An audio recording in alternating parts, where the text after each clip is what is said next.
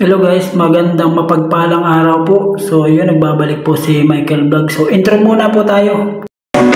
Rising up, back on the street. Now I'm back on my feet, just to make. So at ayan nga guys, at tayo po ay mag-uumpisa na naman. So yun, for today's video, ito nga po gagawin natin. So ipupunas nga po natin yung white cement na yan. White cement po ang ating pong gagamitin. Ayan, white cement na pang wall ano po. So yun, pwede po ito sa wall, pwede po ito sa flooring. So dito po natin ito ilalagay sa flooring para po yung pong mga lubak-lubak ay maging makinis. Ano po? So ito po yung mga gamit natin. Kailangan po nating walis-walisin at mga bato-bato po. Mas yung marami pong bato. So samahan niyo po si Mike Vlog. So ganito po ang pagpipinis ng ating flooring guys. So ayan po. Pinipinis na po ni Michael Vlog yung flooring. So pag medyo tuyo-tuyuin na po, ating pong babasa-basain lang at para po kuminis yung ating flooring. So, yan po yung ating susundan naman ng waterproofing pagkatapos ano po. So, maganda rin po ito sa mga maraming lubak-lubak. Ayan. So, dito nga po natin pinipinis sa terrace. Ayan, ito po yung terrace na medyo hindi naman po kalakihan. So, ayan. Pinakikintab lang po ni Michael Vlog yung flooring para po magandang lagyan ng waterproofing. Pagkatapos po si brief yung makinis, dikit na dikit po yung ating waterproofing ano po. So yung binabasa-basa po natin para maganda. Ayan. So ayan, samahan niyo si Mike Vlog guys. So mamaya po pagkatapos natin dito sa terrace, doon naman po tayo sa baba. Ayan, sa ibaba po nitong terrace meron pa po tayong gagawin. So ayun, papakita ko rin po sa inyo mamaya.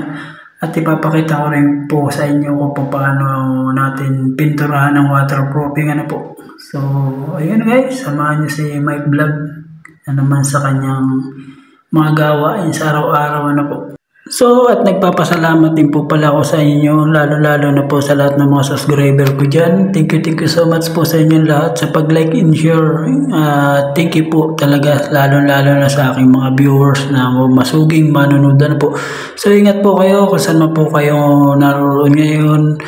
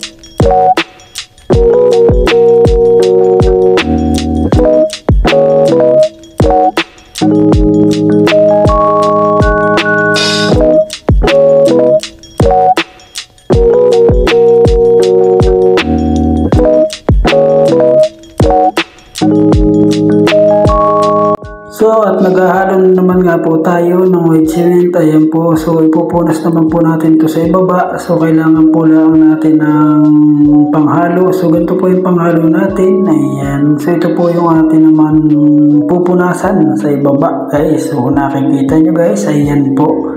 So tapos na po tayo sa terrace. So ayan po yung barina natin. Kinabitan po natin ng panghalo. So maganda rin po yan sa panghalo ng yelo at maggagawa po ng scramble. So ayun nga po guys, at samahan nyo na naman po si Mike Vlog. Dito naman po tayo sa baba.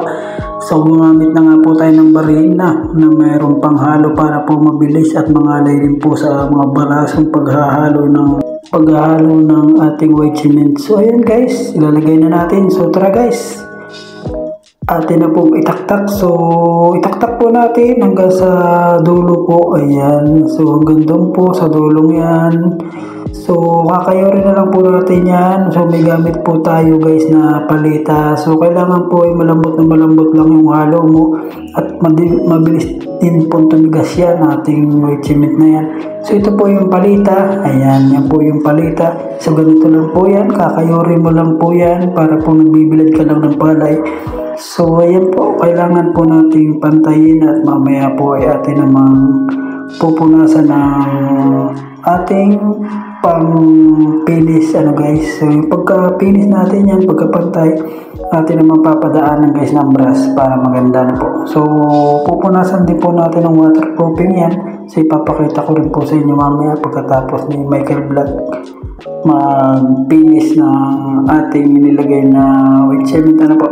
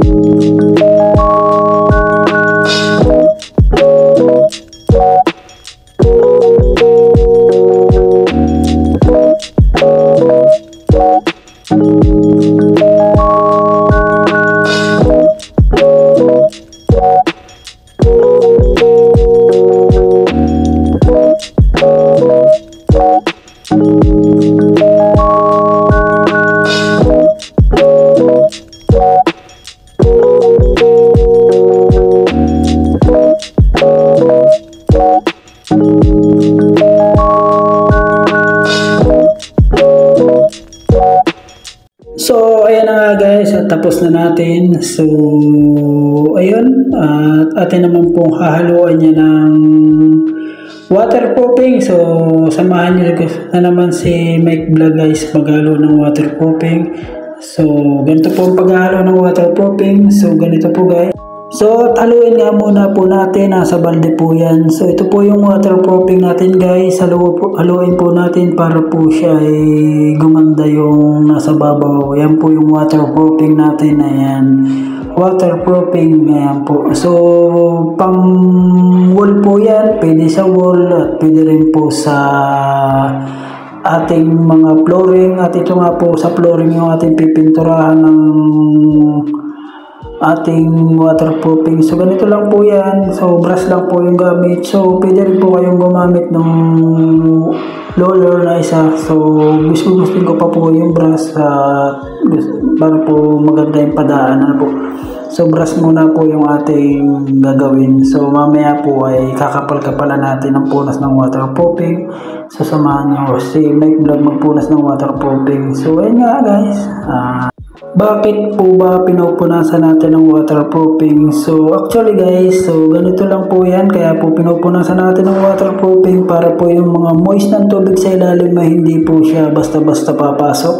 Saka po sa mga wall, kahit anong lakas ng ulan, di rin po siya magmumoist sa kanyang wall sa kabila. At kung nasa loob mo po kayo ng kwarto, hindi po basta-basta siya tatagas. Ano po? So, ganito po ang purpose ng waterproofing. Lalo-lalo na po sa mga nasa taas. Ano po? At maglagay po kayo sa flooring. Ayan, sa taas ng bahay. Sa flooring po sa itaas. So, ito po may maganda. So, unahin mo muna po maglagay. Lalo-lalo na po sa mga CR. Yung lagi na tutubigan na po. Ito po pinakamaganda para po hindi siya basta tumaga sa ilalim. So, ganyan po ang purpose ng waterproofing natin. Ano po?